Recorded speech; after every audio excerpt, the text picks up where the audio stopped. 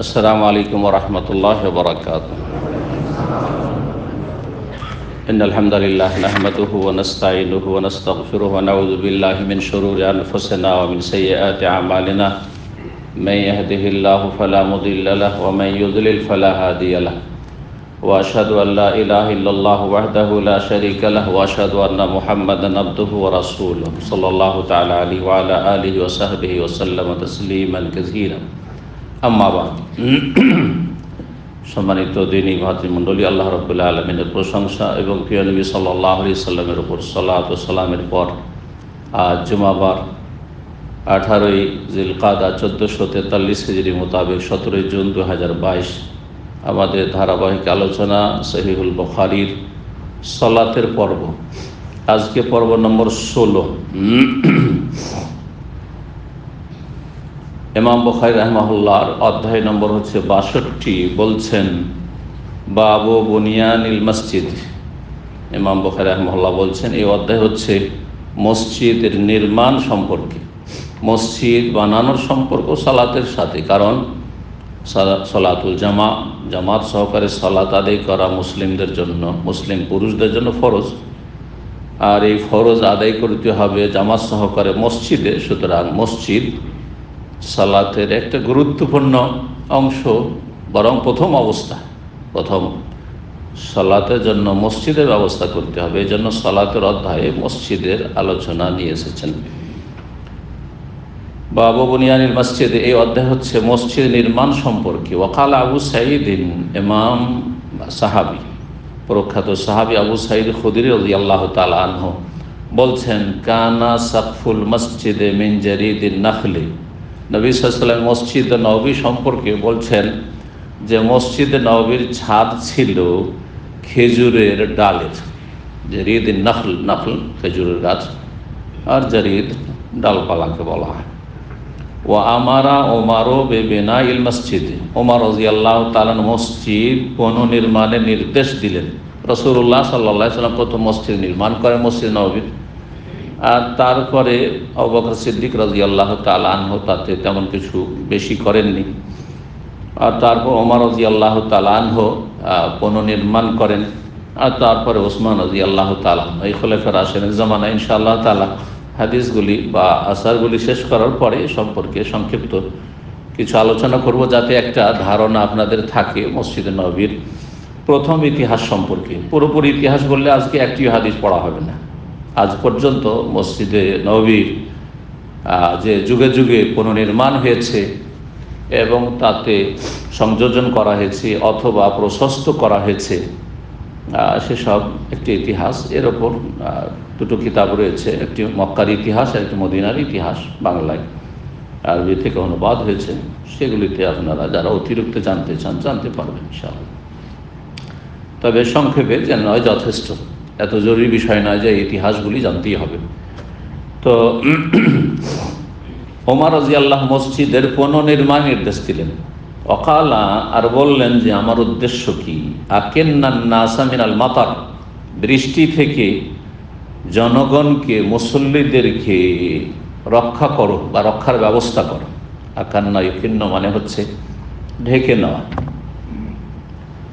তো ঢাকার ব্যবস্থা করা, যাতে করে বর্ষা বৃষ্টির সময় মানুষ সালাত আদায় করতে এসে মসজিদ নববীতে ভিজে না যায়। তবে সতর্ক সাবধান, একটু সচ্ছলতা এসেছে, পয়সা এসেছে, মানুষ পয়সা আসলেই ঘরবাড়ি যেমন সুন্দর করে, আর ইমানি জজবাতে ইমানি অনুরাগে মসজিদকেও ওই রকম সুন্দর করার চেষ্টা করে। বরং অনেকে এই ক্ষেত্রে সীমা লঙ্ঘন করেছে, বাড়াবাড়ি করেছে মসজিদকে সুন্দর করতে গিয়ে। যেমন নিজের বাড়িঘর, ভোগবিলাসী বাড়িঘর তৈরি করতে গিয়ে মানুষকে সীমা লঙ্ঘন করেছে, এবং জরুরি ক্ষেত্রে একটি পয়সা খরচ করার তৌফিক হয় না, কিন্তু নিজের বাড়ির জন্য কোটি কোটি টাকা খরচ করছে। এসব কোনো ভালো মানুষের পরিচয় নয়। তো সতর্ক সাবধান করছেন মসজিদ তৈরির ক্ষেত্রে। ওয়া ইয়াকা আন তুহাম্মিরা ওয়া আও তুসাফফিরা, আর সতর্ক সাবধান থাকবে মসজিদকে লাল অথবা হলুদ করা থেকে, লাল অথবা হলুদ করে সুসজ্জিত করা থেকে। তাহলে মসজিদকে রঙিন করা, মসজিদকে আপনার নকশা খচিত করা, এসব আপত্তিকর, অপছন্দনীয়। জি, কারণ তাতে কি হবে? ফাতাফতেনান নাস, লোকজন ফিতনায় নিমজ্জিত হবে, ফিতনায় পড়ে যাবে। এই ফিতনা কি? এই ফিতনার দিকে ইঙ্গিত করে পরে আরেকটি আসার নিয়ে এসেছেন আনাস বিন মালিক রাদিয়াল্লাহু তাআলা আনহু থেকে এবং বুখারী রাহিমাহুল্লাহ। এছাড়াও আরো ফিতনা রয়েছে।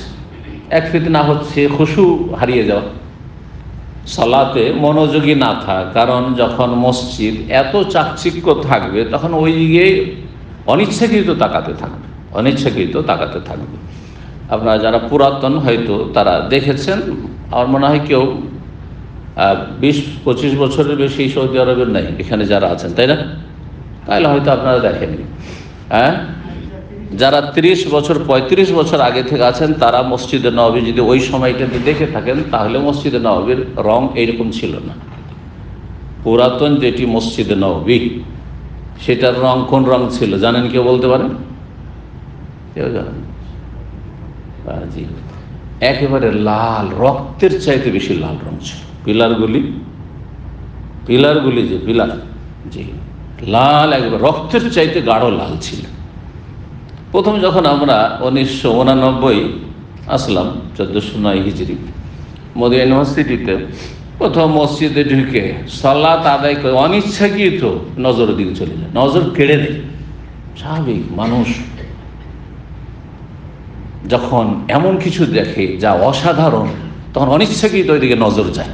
নজরকে আপনি ধরে রাখতে পারবেন না, নজরকে ধরে রাখতে পারবেন। মানুষের প্রকৃতি হচ্ছে ভালো দৃশ্যের দিকে, যেটা দেখতে চোখকে খুব সুন্দর লাগে, মজা লাগে, সেটাতে অনিচ্ছাকৃত নজর যায়, অনিচ্ছাকৃত নজর যায়। আর সেই দিকে যত বেশি আকর্ষণ হবে তত বেশি নজর কাড়বে অনিচ্ছাকৃত। এই জন্য অনেক ভালো মানুষরা দেখবেন, একটা মেয়ে বা মহিলা যদি সুন্দরী হয়, যত সুন্দরী হবে আর যত খোলা থাকবে, অনিচ্ছাকৃত ওইদিকে নজর কেড়ে দেবে। কিন্তু আপনার তাকওয়া যদি থাকে, সাথে সাথে নজরটা নিচে নেমে যাবে, অবনমিত হবে। আর যদি না থাকে তো ওটা কি হবে? ইস্তিরসাল, দৌড়াতে থাকবে। যত দূর পর্যন্ত নজর যাচ্ছে ওই দিক থেকে জানতে পেরেছে ওইদিকে একটা সুন্দরী মহিলা আসছে, ওইদিকে তাকাইতে তাকাইতে গেল, তাকাচ্ছে, ও ঘুরতে আছে, অটোমেটিকলি ঘুরতে আছে। ও বুঝছে না যে আমি কতগুলি গুনাহ করলাম ওখান থেকে। আর এটা সাগিরা থাকে না, তখন সাগিরা কখন থাকে? অথবা অনুমতি আছে, অনিচ্ছাকৃত প্রথম নজর পড়ে গেল, নজরা উলা। নবী সাল্লাল্লাহু আলাইহি ওয়াসাল্লাম আলী রাদিয়াল্লাহু তাআলা আনহু বলেছেন, লা তুতবি নজরাতান নজরা, নজর নজর দিও না, নজর উপর নজর নিক্ষেপ করিও না। হঠাৎ করে নজর পড়েছে অনিচ্ছাকৃত, রাস্তায় যাচ্ছেন, সামনে হঠাৎ করে একজন মহিলা, অথবা বাড়িতে কোনো মেহমান এসছে আর ভাবছেন যে রুমের ভিতরে আছে, আর আপনি আপনার রুমে যাচ্ছেন, আর হঠাৎ করে দরজা খুলে বেরিয়ে চলে এসে, অথবা কোনো বাচ্চা দরজা খুলে দিয়েছে, নজরে চলে এসছে, সাথে সাথে নজর ফিরিয়ে নেন, এতে কোনো গুনাহ নেই। ফাইনাল উলা, তোমার জন্য প্রথমটার অনুমতি রয়েছে, কিন্তু প্রথমটা আবার যদি যখন দেখেছি তার নজর নামাবো না, চলবে? এইটা একটাই, আমার একটা দিয়ে সারব, চলবে নাকি? এই নজরাগুলো মানে আকস্মিক, যেটা হঠাৎ করে নজর পড়েছে, অনিচ্ছাকৃত যেটা নজর পড়েছে, দৃষ্টিপাত হয়েছে, সাথে সাথে কি করতে হবে? কুল্লিল মুমিনিনা ইয়াগুযু মিন আবসারিহিম, সূরা নূরে আল্লাহ বলছে, মুমিন পুরুষদেরকে বলো যে তার দৃষ্টি যেন নামিয়ে দেয়, নিচে রাখে। অকুল্লিল মুমিনাতি, আর মুমিন নারীদেরকেও বলো তারা যেন দৃষ্টি নামিয়ে রাখে, কারণ তারও আকর্ষণ আছে। যেমন পুরুষদের মহিলার উপর আকর্ষণ আছে, মেয়েদের আকর্ষণ আছে, মেয়েদের পুরুষদের উপর আকর্ষণ আছে। তো যে কোনো জিনিস মানুষের এটা প্রকৃতি বলছিলাম, যার কথা ওইদিকে না নিয়ে গিয়ে আসল বিষয়ের দিকে আসি। ফিতনা হচ্ছে খুশু হারিয়ে যাবে সালাতে। আর সালাত কি আদায় করবেন? শুধু পড়ছেন, দোয়া সূরা পড়ছেন, কিন্তু শুধু তাকাইতে আছেন, এত চমৎকার, এত চমৎকার, এত সুন্দর, খুশু শেষ। এটা একটা ফিতনা। সালাত সবচেয়ে বড় ফিতনা হচ্ছে ধর্মীয় ফিতনা, দ্বীনি ফিতনা। আর সবচেয়ে গুরুত্বপূর্ণ এবার মুসলিম জীবনে হচ্ছে 5 ওয়াক্ত সালাত। সালাতে যদি মানুষ ফিতনায় পড়ে যায়, খুশু না হয়, শুধু তাকাইতেই থাকে, কি হলো? সালাত রূহ বেরিয়ে গেল। খুশু হচ্ছে রূহ, আত্মা, শরীরের চাইতে অনেক বেশি গুরুত্বপূর্ণ, বরং আসল হচ্ছে আত্মা। এটা খোল মাত্র, কভার, কোনো মূল্য নেই। এখন রোগ বেরিয়ে যায়, হ্যাঁ, মৃত, তাড়াতাড়ি একে দাফন করো, মাটির ওপরে থাকার আর অধিকার নেই। ওয়াকালা আনাস রাদিয়াল্লাহু তাআলা আনহু বলছেন, আরেক ধরনের ফিতনা, ইয়াতাবাহাউনা বিহা, যখন মানুষ নকশাখচিত মসজিদ নির্মাণ করবে, সাজসজ্জিত করবে, লাল সবুজ করবে, হলুদ করবে, তখন কি হবে? তা নিয়ে গর্ব করবে। প্রতিযোগিতা চলছে আজকাল মসজিদ বানাবার। অমুক পয়সাওয়ালা এত টাকা দিয়ে বা অমুক এলাকায় এত টাকা দিয়ে মসজিদ তৈরি করেছে, আমরা তার চেয়ে বেশি খরচ করে মসজিদ তৈরি করব। মিলিয়ন মিলিয়ন বিলিয়ন খরচ করছে মানুষ মসজিদে।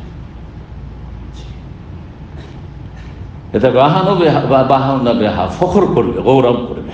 জি, যেটা ফিতনা, মানুষের মধ্যে গর্ব আসা ফিতনা।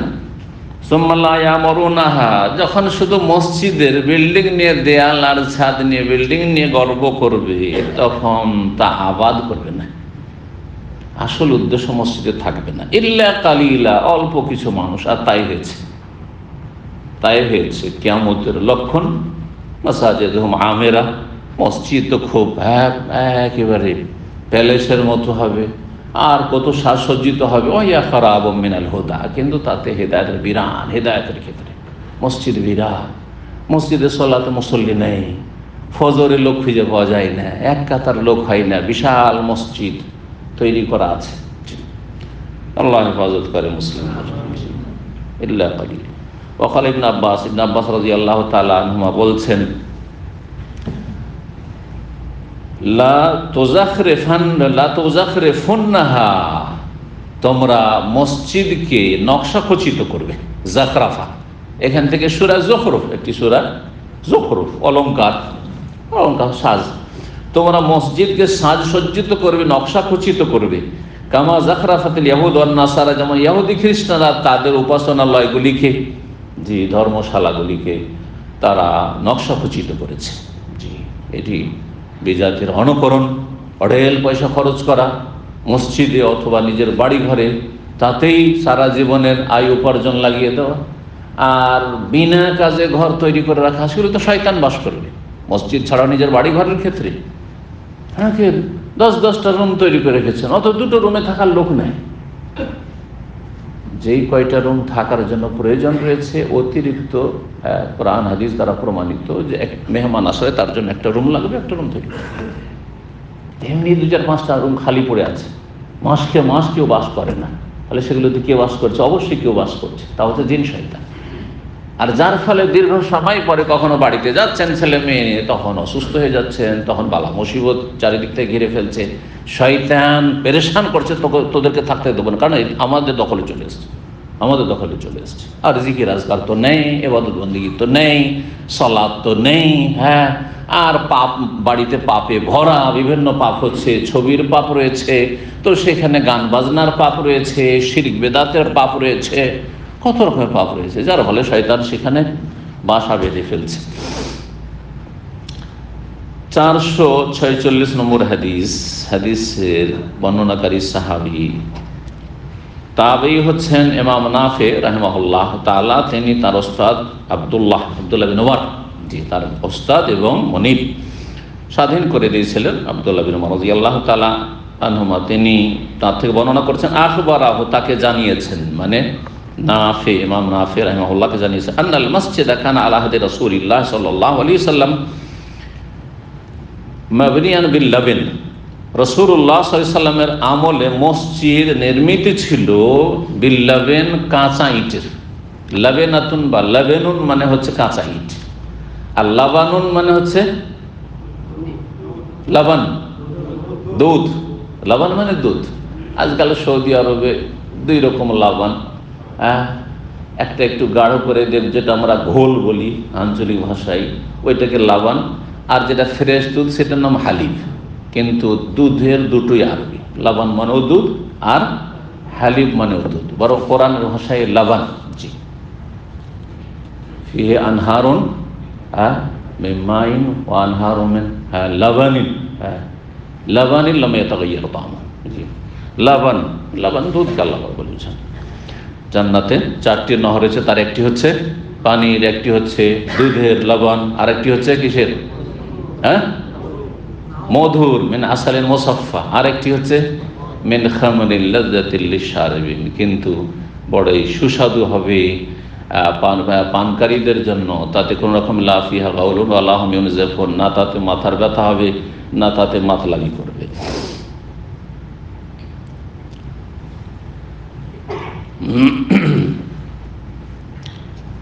তো বলছেন যে রাসূলুল্লাহ সাল্লাল্লাহু আলাইহি ওয়াসাল্লামের আমলে মসজিদ নববীর যে দেয়াল ছিল তা কিসের ছিল? বিল্লাবিন, কাঁচা ইটের, মানে পোড়া ইট ছিল না, পোড়া ইট ছিল না। এই মর্মে শুনে রাখা ভালো, আমাদের বাঙালি সমাজে কিন্তু একটা ধারণা আছে ইট পোড়ানো পাপ। শুনেছেন না? শোনেন না? হ্যাঁ, কিন্তু পোড়াবে বাড়ি তো পাকা করবে। সুতরাং যারা ইট ভাটা দিত আমাদের সমাজে, কেউ ওই মালিকরা কেউ ইটের ভাটায় আগুন দিত না। যে ইটের ভাটায় আগুন দিলে তোর গোটা বংশ ছেলে মেয়ে মরে যাবে সব। শুনেছেন এইসব কুসংস্কারের কথা, বেদাতি আকীদা, যার ফলে করতো গ্রামের এমন লোকে খুঁজতো গরিব, আর তার বাপ নেই, মা নেই, ছেলে নেই, মেয়ে নেই, মরবে, বাকি মরবে তো ও মরবে, আর কে মরবে, বেশি কেউ যেন না মরে। কথা বুঝতে পেরেছেন? দেখেছি আমার মামাদের গ্রাম খুব ধনী গ্রাম, মহাজন গ্রাম, সব পাকা বাড়ি, কাঁচা বাড়ি ছিল না বললে চলে। তো ওই গ্রামে ছোটোকালে যেহেতু মানুষ হয়েছি, তো ওই গ্রামে ভাটা, সবাই প্রতিযোগিতা, ভাটা আজকে থেকে 50 বছর আগের কথা বলছি, তখন ভাটা আর ভাটা, তখন ওই চিমনি ভাটার ওই সব আগে ছিল না, প্রচলন ছিল না। নিজের ভাটা, নিজের জমিতে নিজের মাটি দিয়ে ইট তৈরি করা, তার ভাটা তৈরি করা। দেখেছেন না? দেখেন নেই না? খালি ওই যে বড় বড় কোম্পানিগুলো আছে ইট ভাটার, ওগুলো দেখছেন, হ্যাঁ, চিমনি ভাটা যেগুলো আমরা বলি, কি বলেন ওগুলোকে? কিচ্ছু বুঝে না। হ্যাঁ হ্যাঁ, নিজের ঘরোয়া ভাটা দেখেননি? দেখেছেন? জি হ্যাঁ। জেনে রাখা ভালো যে আমি একবার প্রথম যখন কাঁচা থেকে পাকা বাড়ি শুরু করব মদিনা থেকে যাওয়ার পরে, তখন আমার জমিতে, আলহামদুলিল্লাহ আমার আব্বার জমিতে একটা ইটের ভাটা দিয়েছিলাম। তো গোটা গ্রামে তো এই ধারণা যে ইটের ভাটাতে আগুন দেওয়ার জন্য কি করতে হবে, মিস্ত্রিরা বলে যে কাকে খোঁজ করবে, তার মানে এমন একটা লোক খোঁজ করে যার কেউ না থাকে, আত্মীয় স্বজন, মরবে সে মরুক, আপনারা দিতে পারবেন না। তো আমি বললাম যে আমি দেবো মিস্ত্রিদের। মিস্ত্রিরা অবাক হয়ে হাসছে, না না না, আপনি আগুন দিয়ে না। হ্যাঁ, আমি অবশ্যই আগুন দেবো, যাতে করে তোমাদের এই গুমরাহিটা দূর হয়। আচ্ছা, আলহামদুলিল্লাহ আমি নিজের ভাটায় নিজে আগুন দিয়েছিলাম। জি, এখন ওতে দেখা যাচ্ছে লস বেশি, কখনো ঠিকভাবে পুড়লো না, কখনো বেশি পুড়ে গিয়ে ঝামা হয়ে গেল, যার ফলে ওসব বালা মুসিবত বাদ দিয়ে এখন ইট কেনা পয়সা হয়েছে মানুষের কাছে। এখন ওই যে চিমনি ভাটা, বড় ভাটা, ওইখান থেকে, ওইসব কোম্পানি থেকে ইট কেনা মানুষ শুরু করেছে। না হলে আগের যুগে গ্রামগঞ্জের লোকেরা ইট কিনতো না, নিজের ইট তৈরি করে নিজের জমির ইট কাটিয়ে ইট তৈরি করে তারপর তখন ওগুলো পোড়াতো। জি, সব এগুলো পুরানো ইতিহাস, তাই না? জি, আমাদের ছেলেরা বলবে যেগুলো হয়তো আদম আলাইহিস সালামের যুগের কিসসা কাহিনী, তাই না? জি। তো নবী করিম সাল্লাল্লাহু আলাইহি সাল্লাম মসজিদ প্রথম তৈরি হয়েছিল, দেওয়াল ছিল বলছেন কি নবী সাল্লাল্লাহু আলাইহি সাল্লামের জামানায় কাঁচা ইটের, ওয়াসাকফুল জাদীদ, আর ছাদ ছিল খেজুরের ডালপালার, ও আমুদহু খাসাবুন নাখলি, আর আমুদ, আমুদ মানে খুঁটি, এই যে পিলার, খুঁটি ছিল কিসের? মসজিদে নববীর খেজুরের কাণ্ডের, খেজুরের, জি, খাসাবু মানে কাঠ, মানে কাণ্ড, যেটা বডি। ফালাম ইয়াজিল ফিহি আবু বকরিন শাইআ, বারবার আজকে ইমাম কেন আসছে হঠাৎ করে অনিচ্ছাকৃত? তো খলিফায়ে রাশেদ, প্রথম খলিফা রাসূলুল্লাহ সাল্লাল্লাহু আলাইহি ওয়াসাল্লাম আবু বকর সিদ্দিক রাদিয়াল্লাহু তাআলা তাতে কোনো কিছু বৃদ্ধি করেন নাই, কোনো কিছু বৃদ্ধি করেন। ওয়াজাদা ফিহি ওমরু, তবে ওমর রাদিয়াল্লাহু তাআলা তাতে কিছু সংযোজন করেন, বৃদ্ধি করেন। ওয়া বানাহু আলা বুনিয়ানিহি ফি আহদি রাসূলিল্লাহ সাল্লাল্লাহু আলাইহি ওয়াসাল্লাম, তবে সেটা পুনর্নির্মাণ করলেন ওমর রাদিয়াল্লাহু তাআলা আনহু নবী সাল্লাল্লাহু আলাইহি ওয়াসাল্লামের বুনিয়াদের ওপরেই, যা ছিল ফি আহদি রাসূলিল্লাহ, রাসূলুল্লাহ সাল্লাল্লাহু আলাইহি ওয়াসাল্লামের আমলে, বিল্লাবেনে, তাতে বাড়িয়েছিলেন, সম্প্রসারিত কিছুটা করেছিলেন, তাওসিয়া যেটাকে বলা হয়, কিন্তু বানিয়েছিলেন ওই কাঁচা ইট দিয়ে, কাঁচা ইট দিয়ে, যেমন ছিল নবী সাল্লাল্লাহু আলাইহি ওয়াসাল্লামের জামানায়। এই কথা বলার উদ্দেশ্য এই নয় যে ওমর রাদিয়াল্লাহু তাআলা অতটাই রেখেছিলেন যতটা ছিল নবী সাল্লাল্লাহু আলাইহি ওয়াসাল্লাম একটু বড় করেছিলেন, বলবো কতটা বড় করেছেন পরে। ওমর রাদিয়াল্লাহু তাতে ওয়াজাদা ফিহে, যেহেতু তাতে অতিরিক্ত করেছেন মানে প্রশস্ত করেছিলেন। ওয়াবানাহু বানিয়েছিলেন যখন, সেটা ওইভাবেই বানিয়েছে যেভাবে রাসূলুল্লাহ আমলে ছিল, কিসের? বিল্লাবেনে, কাঁচা ইটের দেয়াল, ওয়াল জারিদে, আর ছাদ ছিল কিসের? খেজুরের ডালপালার। ওয়া আদা অমদাহু খাসাবান, আর যেই খুঁটিগুলি ছিল বা পিলারগুলি ছিল সেগুলি পুনরায় তৈরি করলেন কিসের? খেজুরের কাঠের বা খেজুরের কাণ্ডের। কেন? কারণ সেগুলি খেয়ে গেছিল, সেগুলি দুর্বল হয়ে গেছিল বা খেয়ে গিয়েছিল, সেই জন্য। সুম্মা গাইয়ারা উসমান, তারপর উসমান রাদিয়াল্লাহু তাআলা আনহুর জামানা আসলো, তিনি সেটাকে যথেষ্ট পরিবর্তন করলেন। ফাজাদা ফিহি জিয়াদাতান কাসীরা, তাতে অনেকটা বেশি বৃদ্ধি করলেন, সম্প্রসারিত করলেন। ওয়াবানা জিদারাহু বিল হিজারা, দেয়াল আর থাকলো না সেই কাঁচামাটির ইটের থাকলো না, দেয়াল নির্মাণ করলেন নকশা খচিত এবং চুনকাম করা। কাস্সা হচ্ছে চুনকাম করা, মানে গাড়া দিয়ে গাঁথাই করা। নকশা খচিত পাথর এবং চুনকাম করা। কি করলেন? চুনকাম করে নকশা খচিত পাথর দ্বারা দেয়াল নির্মাণ করলেন। ওয়াজালা অমদাহু, যে পিলারগুলি ছিল সেগুলি কিসের ছিল? রাসূলুল্লাহ জামানায় খেজুরের কাণ্ডের ছিল, কাঠের। আর আবু বকর সিদ্দিক রাদিয়াল্লাহু আনহু জামানায় ওই রকমই থাকলো, ওমর রাদিয়াল্লাহু তাআলা জামানায় ওই রকমই থাকলো, কাঠেরই থাকলো, কিন্তু পুনরায় সেই খুঁটিগুলি পরিবর্তন করা হয়েছিল। কিন্তু ওসমান রাদিয়াল্লাহু তাআলা আনহুর জামানায় সেই খুঁটিগুলি তৈরি করা হলো মিন হিজারাতিন মানকুশাতিন, নকশা খচিত কিসের? পাথরে। তখন হয়ে গেল সেই পিলারগুলি পাথরের। এই প্রথম ওসমান রাদিয়াল্লাহু তাআলা আনহু খলিফায়ে সালিস, খলিফা রাশিদ রাদিয়াল্লাহু তাআলা আনহু ওয়ারদা রাদিয়াল্লাহু আন জামিউস সাহাবাতি ওয়াস সাহাবিয়াত তৈরি করলেন। ছাদ কিসের হলো? এতদিন ছাদ কিসের ছিল? খেজুরের ডালপালা ছিল। ওয়াসাকফুহু বিসাজ, কিন্তু উসমান রাদিয়াল্লাহু তাআলা ছাদ হয়ে গেল সেগুন কাঠের। সেগুন, জিমকে কোন কোন অঞ্চলের আরবরা কি বলে? গিম বলে। জানেন না? মেসরিরা কি বলে? মেসরিরা কি বলে? জিবকে গিভ করলে ইংলিশে হয়ে যায়। গিভ মানে দাও, আর জিব মানে দাও বা নিয়ে আসো, তাই না? গিভ। তো জিমকে মেসরিরা কি পড়ে? গিম পড়ে। তো সাজকে যদি জিমকে গিম পড়েন তাহলে কি হয়ে যাবে? সাজ কি হয়ে যাবে? শাক হয়ে যাবে। শাক হবে না? হবে না? শাক, ওইটা কি আমরা বলছি সেগুন, তো সেগুন থেকে শাক। এবার বুঝতে পেরেছেন? তো দেখবেন পৃথিবীতে অনেক শব্দ আছে, বিভিন্ন ভাষায় একটি শব্দ ব্যবহার হয়, কিন্তু কিছু কিছু বিকৃতির সাথে বা রূপ পরিবর্তনের সাথে। যেমন ফিরদৌস যখন বললেন বা উচ্চারণ করছেন, পড়ছেন কোরআন কারিমে জান্নাতুল ফিরদৌস, তখন ভাবছেন এই তো আরবি শব্দ, কিন্তু এটা ল্যাটিন, ইংলিশের যে প্রাচীন ভাষা, ল্যাটিন ভাষা, সে ল্যাটিন ভাষার প্যারাডাইস মানে কি? প্যারাডাইস মানে জান্নাত, আর ফিরদৌস মানে জান্নাত।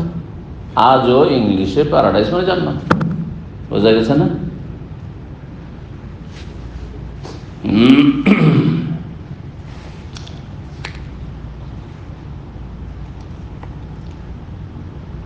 বাবু তাওন ফি বিনাইল মসজিদে, মসজিদের এগুলো সেরেনি, আর তারপরে তখন মসজিদ নবী করিম সাল্লাল্লাহু আলাইহি ওয়াসাল্লামের সাহাবা কেরাম খোলাফা রাশিদিনরা যে কিছু কিছু করে বাড়িয়েছিলেন, কতটা সে সম্পর্কে ইনশাআল্লাহ একটা ধারণা আপনাদের দেব। 63 নম্বর অধ্যায় বলছেন ইমাম বুখারী রাহিমাহুল্লাহ, বাবু তাওন ফি বিনাইল মসজিদ, মসজিদ নির্মাণের ক্ষেত্রে পরস্পর সহযোগিতা করা। মসজিদ নির্মাণ যদি একজনের দ্বারা সম্ভব হয়, আর কেউ স্বেচ্ছায় বলে আমি একাই মসজিদ তৈরি করে দেবো, তো আলহামদুলিল্লাহ একজন পেয়ে গেলেন। যেমন সৌদি আরব হয়ে যাচ্ছে প্রায় হয়ে যাচ্ছে সৌদি আরবে, যে একজন এক মসজিদ তৈরি করে দিচ্ছে। আমাদের ইসলামিক সেন্টার মসজিদ যেটা পুনর্নির্মাণ করা হয়েছে, আগে একবারে পুরাতন মসজিদ ছিল, হয়তো দেখেছেন পুরাতন ভাইরা, তারপরে সেই মসজিদ ভেঙে বিশাল মসজিদ, আর এই কমপ্লেক্স, আর এই সাততলা ইসলামিক সেন্টার, একজন মানুষ জাযাহুল্লাহ খাইর, যিনি মারা গেছেন রাহিমাহুল্লাহ তাআলা, আবা হোসেন কোম্পানি তৈরি করে দিয়েছে। আর যদি তা সম্ভব না হয়, যেমন আমাদের দেশে সম্ভব হয় না, তাহলে একজন মানুষ, অনেকে পয়সাওয়ালা আছে, পারবে তৈরি করে, তা করবে না, মসজিদ তৈরি করে দিবে না। বহু লোকে হজ করাচ্ছে প্রতি বছর, অনেক বড় বড় পয়সাওয়ালারা আছে আমি জানি, যারা 10টা-20টা করে লোক প্রতি বছর হজ করাচ্ছে, কিন্তু একটা মসজিদ তৈরি করে দিয়েছে, এরকম ইতিহাস তাদের জীবনে খুঁজে পাওয়া মুশকিল। একটি মাদ্রাসা একা তৈরি করে দিয়েছে বা চালাচ্ছে, এরকম লোক পাওয়া খুবই মুশকিল। কারণ সেই অন্তর নাই, আর সেই জ্ঞানও নেই ইসলামের। যেটা সাদাকা জারিয়া, মসজিদ সবচেয়ে উত্তম কাজ, উত্তম সাদাকা। তারপরে মসজিদের পরে তালিমের ব্যবস্থা করা, মাদ্রাসা, তাহফিজ হেফজখানার ব্যবস্থা করা, এতিমখানা, মুসাফির খানা। একজন আমি একাই মুসাফির খানা একটা তৈরি করে দিলাম, এইটা হচ্ছে এতিমখানা তৈরি করে দিলাম না, এইরকম লোক খুব কম পাওয়া যায়। যদি এমনটাই হয়, তখন কি করতে হবে? হ্যাঁ, তাওন, মানে পরস্পর সহযোগিতা করা। তাই বলছেন যে মসজিদ নির্মাণের কাজে পরস্পর সহযোগিতা করা। তারপরে সহযোগিতা কেউ হয়তো অর্থ দিয়ে করছে, কেউ শ্রম দিয়ে করছে, গরিব মানুষ পয়সা দিতে পারে না, কিন্তু সময় দিচ্ছে, মিস্ত্রি ফ্রি কাজ করে দেবো, হ্যাঁ ফ্রি কাজ করে দেবো, আমার পয়সা নেই কিন্তু আমার কাঠ আছে, আমার গাছ আছে, গাছগুলো দিয়ে দিলাম, আমার এই আছে সে আছে, যার আছে সেই দিচ্ছে। আল্লাহ রাব্বুল আলামিন ইরশাদ করেছেন এই মসজিদ নির্মাণের ক্ষেত্রে, সূরা তাওবার আয়াত নম্বর 17-18, মা কানা লিল মুশরিকিনা ইয়ামুরু মাসাজিদাল্লাহি শাহিদিনা আলা আনফুসিহিম বিল কুফর। মুশরিকদের জন্য কখনো সমীচীন নয় ইয়ামুরু মাসাজিদাল্লাহ, যে আল্লাহর মসজিদ তারা নির্মাণ করবে বা আবাদ করবে।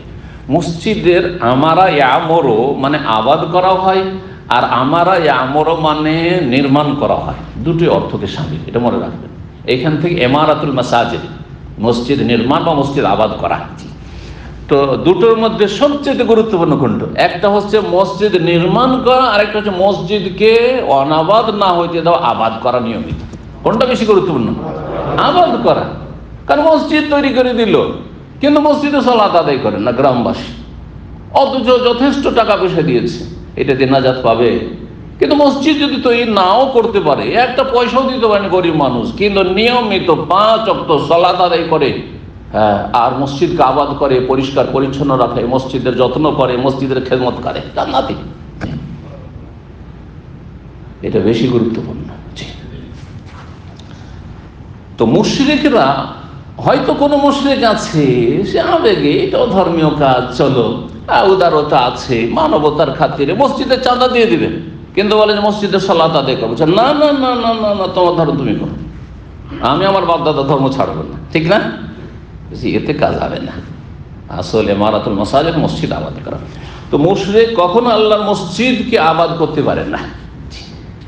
আর মুশরিকের অধিকাংশই হচ্ছে যে আল্লাহ রাব্বুল আলামিনের মসজিদ নির্মাণও করতে পারে না, অথচ কুফরের অবস্থা আছে, তার দ্বারা কি ইসলামের কাজ হইতে পারে? যদি সাময়িক অল্প কিছু লোক আছে, প্রকৃতি ভালো করে, হয়তো আর্থিক দিক থেকে, তো সেই ক্ষেত্রে আসল আবাদ সেটি হলো না।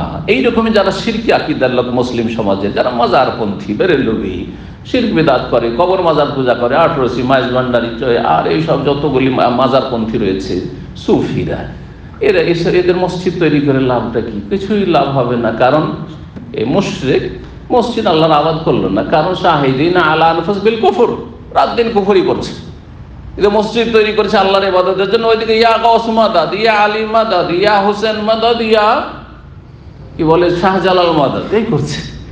কি লাভ? কিছুই না, বরবাদ করে দিল। তো বলছেন যে মুশরিকদের জন্য এটা মোটেই সমীচীন নয় যে ইয়ামুরু মাসাজিদাল্লাহ, মসজিদ আবাদ করবে তারা বা মসজিদ নির্মাণ করবে শাহিদিনা আলা আনফুসিহিম বিল কুফর, অথচ তারা কুফরির, নিজেদের ওপর কুফরির সাক্ষ্য প্রদান করছে, তাওহীদের সাক্ষ্য দিচ্ছে না, লা ইলাহা ইল্লাল্লাহ সাক্ষ্য প্রদান করছে না। উলাইকা হাবিতাত আমালুহুম, যারা শিরক কুফরি অবস্থায় দুনিয়া থেকে চলে গেল, তাদের আমলগুলি বিনষ্ট হয়ে যায়, ধ্বংস হয়ে যায়। অফিল নারহুম খালিদুন, সুতরাং জাহান্নামে চিরস্থায়ী হবে। মসজিদ নির্মাণ করেও জাহান্নামী হবে, চিরস্থায়ী জাহান্নামী। শিরক কুফরি অবস্থা, বড় শিরকের অবস্থা যদি চলে যায়, কুফরি অবস্থা নেই। নাস্তিক, পয়সা আছে, যাও তোমরা নেতা, জনগণের ভোট নিতে হবে, যাও মসজিদ তৈরি করো, যত টাকা লাগে আমি দেবো, ফির জান্নাত পাবে? কখনো জান্নাত পাবে না। হবে তা আমল বরবাদ হয়ে গেছে। অফিল নারহুম খালিদুন, জাহান্নামে চিরকাল থাকবে। ইন্নামা ইয়ামুরু মাসাজিদাল্লাহ, তাহলে আসল মসজিদ আবাদকারী কারা? আসল মসজিদ সত্যিকার অন্তর থেকে যথাযথ মসজিদ নির্মাণকারী কারা? দুটি অর্থ। ইন্নামা ইয়ামুরু মাসাজিদাল্লাহ, আল্লাহর মসজিদ, মসজিদগুলি আল্লাহর সাথে সম্পৃক্ত আল্লাহ করেছেন। জি, আল্লাহর মসজিদকে নির্মাণ করবে বা আবাদ করবে ওরাই মান আমানা বিল্লাহ, যারা আল্লাহর প্রতি ঈমান রাখে, তাওহীদ ভিত্তিক ঈমান, শুধু ঈমানের দাবি নয়, ওয়াল ইয়াউমিল আখির, আর পরকালের প্রতি যারা বিশ্বাসী, ওয়া আকামাস সালাত, সালাত কায়েম করে। বেনামাজি, পয়সা আছে, মসজিদ তৈরি করেছে। অনেকে আছে ইসলামের দাবিদার, কিন্তু বেনামাজি, নামাজ পড়ে না, নামাজ পড়তে মসজিদে আসে না, তোমরা পড়ো, মসজিদ তৈরি করে দিলাম, চলবে না। যারা সত্যিকার মসজিদ আবাদকারী, মসজিদ নির্মাণকারী, ওয়াকামাস সালাত, সালাত কায়েম করবে, ওয়াতাজ যাকাত, যাকাত প্রদান করবে, ওয়ালাম ইয়াখশা ইল্লাল্লাহ, আল্লাহ ছাড়া কাউকে ভয় করবে না, কাউকে ভয় করবে না। এই নয় যে গায়রুল্লাহকে ভয় করে, সুতরাং জনগণকে খুশি করার জন্য মসজিদও দান করে, আর গির্জা তো দান করে, মন্দিরও দান করে। নেতা আছে না নেই? কারণ তাদের উদ্দেশ্য তো আল্লাহ সন্তুষ্টি নয়, তাদের উদ্দেশ্য হচ্ছে মানুষের সন্তুষ্টি, জনগণকে সন্তুষ্ট রাখা, আর জনগণের কাছ থেকে ভোট হাসিল করা, অথবা জনপ্রিয়তা লাভ করা, মানুষের সুনাম কুড়ানো, সুনাম কামানো উচিত। ওয়ালাম ইয়াখশা ইল্লাল্লাহ, আল্লাহ ছাড়া কাউকে যারা ভয় করে না, ফাসা উলাইকা ইয়াকুনু মিনাল মুহতাদিন, তাহলে নিশ্চিত, এখানে যেহেতু সন্দেহ নেই, সে নিশ্চিত, সম্ভবত না, আশা মানে সম্ভবত হয়। তো ক্ষেত্র বিশেষে কোরআনে কারিমে আপনাকে অনুবাদ করতে হবে। সুতরাং নিশ্চিত উলাইকা, যে ওরাই হবে কি, ইয়াকুনু মিনাল মুহতাদিন, তা যে হেদায়েত প্রাপ্ত, তারাই হচ্ছে হেদায়েত প্রাপ্ত। সূরা তওবা আয়াত নম্বর 17-18, 447 নম্বর হাদিস। প্রখ্যাত তাবি ইকরামা রাহিমাহুল্লাহ বলছেন, কাল আলী ইবনে আব্বাসিন, আব্দুল্লাহ বিন আব্বাস রাদিয়াল্লাহু তাআলা আনহু আমাকে বললেন, ওয়ালি ইবনিহি আলী, তার ছেলে আলীকে বললেন। আলী, আব্দুল্লাহ বিন আব্বাস রাদিয়াল্লাহু তাআলা আনহুমার ছেলের নাম আলী ছিল। তাকে আর কাকে? ইকরামা তাবিকে, এই দুইজনকে বললেন, ইনতালিকা ইলা আবি সাঈদিন, তোমরা দুইজনে আবু সাঈদ খুদরির কাছে চলে যাও, কারণ তিনি প্রবীণ সাহাবী, সিনিয়র সাহাবী, তার কাছে অনেক হাদিস রয়েছে। যাও, ফাসমা মিন হাদিসিহি, তার কাছ থেকেও কিছু হাদিস শোনো, কারণ হতে পারে তার কাছে এমন কিছু এলেম আছে যেটা আমার কাছে নেই। এই সাহাবায়ে কেরাম আমাদের জন্য উত্তম আদর্শ। রাসূলুল্লাহ সাল্লাল্লাহু আলাইহি পরে এই উদারতা আজকালকার আলেমরা দেখাতে পারবে? খুব কম, মানে বিরল, একবার নাদের, কালিলও নয়, যে আমার কাছ থেকে আর কি শিখলেন, যা শিখলেন যান অমুকের কাছ থেকে শিখেন, অমুকের কাছে কিছু এলেম হাসিল করেন, নিজের প্রশংসা নিয়ে মেতে আছে, নিজের খ্যাতি নিয়ে মেতে আছে, ব্যাস আমি করি, আর কেউ করে না, আমার কাছে সব ইলম আছে, আর কারো কাছে নেই। এই হলো ইখলাসের অবস্থা। আল্লাহ রাব্বুল আলামিন মাফ করে দেন, আল্লাহ রাব্বুল আলামিন আমাদের হেফাজত করেন, ইখলাসকে ধরে রাখার আল্লাহ তৌফিক দান করেন। কি বলছেন শোনেন। অথচ ইবনে আব্বাস, জানেন ইবনে আব্বাস কত বড় সাহাবী ছিলেন? তাকে বলা হয়েছে সাহাবায়ে কেরামদের মধ্যে সবচেয়ে বড় মুফাসসির, সবচেয়ে বড় মুফাসসির। ওমর রাদিয়াল্লাহু তাআলা আনহুর খেলাফত আমলে তার সংসদ সদস্য, আজকালকার মতো না, সংসদ সদস্য মানে যারা মশওয়ারা দিবেন, পরামর্শ, উপদেষ্টা, পরামর্শের জন্য প্রবীণ যারা মুরব্বী সাহাবায়ে কেরাম ছিলেন, কিন্তু একজন মাত্র যুবক, অল্প বয়সের, 20-22 বছর, 25 বছর বয়স হয়নি, ওকেও বসাইতেন। তিনি কে ছিলেন? আব্দুল্লাহ বিন আব্বাস। সবাই রাগ করতো মনে মনে যে এইটা কেমন কথা হলো। যারা 60 বছর 70 বছর বয়স, তাদের মাঝে একটা 20-25 বছরের ছেলে বসে থাকে, আর সেও ওখানে কোনো কথা বলে, তো অনেকে এটা মাইন্ড করে, তাই না? স্বাভাবিক, আমাদের মাঝে কেন বসবে, এর চাইতে বড় বড় আমার ছেলেরা আছে। অনেকে বলে না, আরে তোর মতো আমার কয়েকটা ছেলে আছে, তোর চাইতে বড় ছেলে আছে আমার, তাই না? অহংকার একটা। তো যাই হোক, সেই অহংকার ছিল না, কিন্তু স্বাভাবিক সামাজিকতা একটা আছে, ঠিক আছে, মুরব্বীরা মুরব্বীদের সাথে বসবে, যুবকরা যুবকদের সাথে বসবে। তো সবাই একটু চিন্তা করতেন যে ইবনে আব্বাস, আব্দুল্লাহ বিন আব্বাসে কেন ওমর রাদিয়াল্লাহু তাআলা আমাদের মজলিসে উপদেষ্টাদের সাথে বসাচ্ছে। তো মাঝে মাঝে পরীক্ষা করতেন তিনি, তোমাদের কাছে কতটা ইলম আছে, আর ইবনে আব্বাস দেখো তার কাছে কত ইলম আছে। তাফসীর সম্পর্কে, কোরআনে কারীম সম্পর্কে বিশেষ দোয়া ছিল রাসূলুল্লাহ সাল্লাল্লাহু আলাইহি ওয়াসাল্লামের। এই জন্য তিনি হাবরুল উম্মাহ, রাইসুল মুফাসসিরিন, সমস্ত তাফসীর কারদের মুফাসসিরিনদের যিনি প্রধান রাদিয়াল্লাহু তাআলা আনহু, আব্দুল্লাহ বিন আব্বাস রাদিয়াল্লাহু তাআলা আনহু, নবী সাল্লাল্লাহু আলাইহি ওয়াসাল্লামের চাচাতো ভাই, তাকে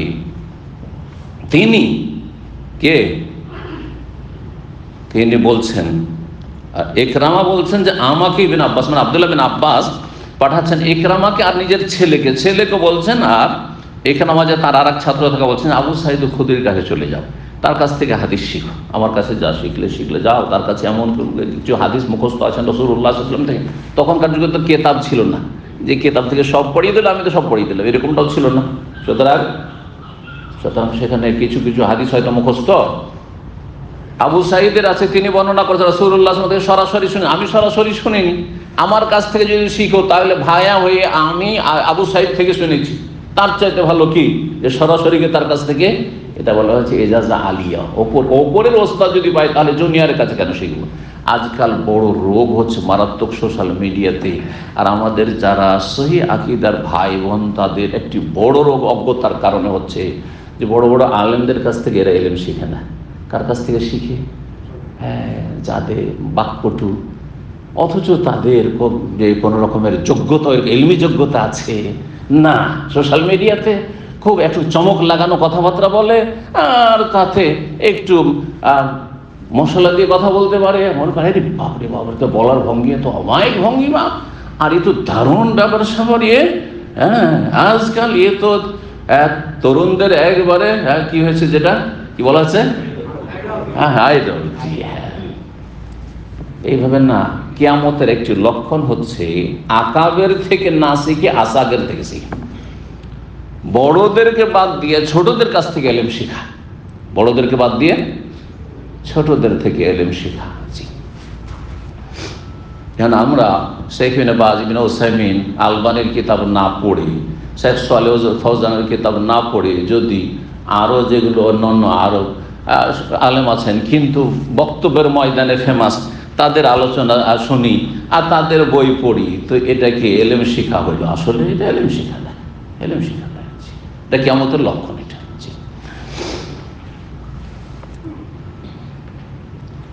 তো যাও আবু সাঈদ খুদরি থেকে হাদিস শিখো। ফান্তালাকা, আমরা গেলাম দুইজনে। ফাইদা হুয়া ফি হায়াতিন ইউসলিহু, দেখলাম যে তিনি তার বাগানে আছেন, আর বাগানে তিনি কৃষি কাজ করছেন। সুবহানাল্লাহ, আবু সাঈদ খুদরি রাদিয়াল্লাহু তাআলা, বৃদ্ধ মুরব্বী মানুষ, কৃষি কাজ করছেন নিজের জমিতে, বাগানে। আনসারী ছিলেন তিনি। তাহলে জমিতে কোনো আলেমের কাজ করা কোনো আইবের কথা নয়। আজকাল অধিকাংশ আলভারি মানুষে কি বলবে, যদি মাঠে ঘাটে নেমে যদি কোদাল টোদাল নিয়ে কাজ করা শুরু করে, লোকে কি বলবে, তাই না? জি, প্রয়োজন নেই, করিয়েন না, সেটা আলাদা কথা। কারণ আজকাল অধিকাংশ লোক কৃষি কাজ বাজ দিয়ে। আমাদের এক ওস্তাদ ছিলেন, সুবহানাল্লাহ, বুখারী পড়াইতেন, শাইখুল হাদিস, বুখারী পড়াইতেন, আর গ্রামে দাওরা মাদ্রাসা, বুখারী পড়িয়ে ক্লাস শেষ হইতো, আর সাথে সাথে সামনে মাদ্রাসার সামনে জমি, কোনো লজ্জা টজ্জা নেই, জমিতে নেমে যেতেন, সাথে জামা টামা পাঞ্জাবি খুলে দিয়ে, সব খুলে দিয়ে, আর একবারে কোদাল টোদাল নিয়ে যেমন চাষাবাদ করে নেমে যেতেন। রাহিমাহুমুল্লাহ জামিয়ান। জি, এতে হয় কি, মানুষ অহংকার মুক্ত থাকে। সাংসারিক কাজে যদি কেউ থাকে, ছোটখাটো কাজ করে, তাহলে এতে কি হবে, অহংকার মুক্ত থাকবেন যে আমি যে কোনো কাজ করতে পারি। আল্লাহ না করে যদি ধরেন এমন কোনো দুর্দিন আসে যেই সময় আপনি সৌদি আরবে চলে গেলেন, আর সৌদি আরব থেকে গিয়ে দেখছেন যে আমার কাছে কৃষি কাজ করে আমার জমি জায়গা থেকে কোনো ফসল করে খাওয়া ছাড়া আর বিকল্প কোনো রুজির ব্যবস্থা দেখছি না, কোনো অসুবিধা নেই, কারণ আমি সব করব, সব করতে সক্ষম আমি। কথা বোঝা গেছে কিনা? এই মন মানসিকতা থাকবে, অহংকার মুক্ত থাকবেন, আর টেনশনও মুক্ত থাকবেন, অসুবিধা নেই। চাকরি গেলে আছে, অসুবিধা কি, যে অবস্থা থেকে সে অবস্থায় করে খেতে পারবো। তো দেখছেন যে বাগানে কাজ করছেন তিনি, ফাখাযা রিদাহু, তখন খালি গায়ে ছিলেন। তাহলে যখন কাজ করছেন নিজের বাগানে খালি গায়ে ছিলেন।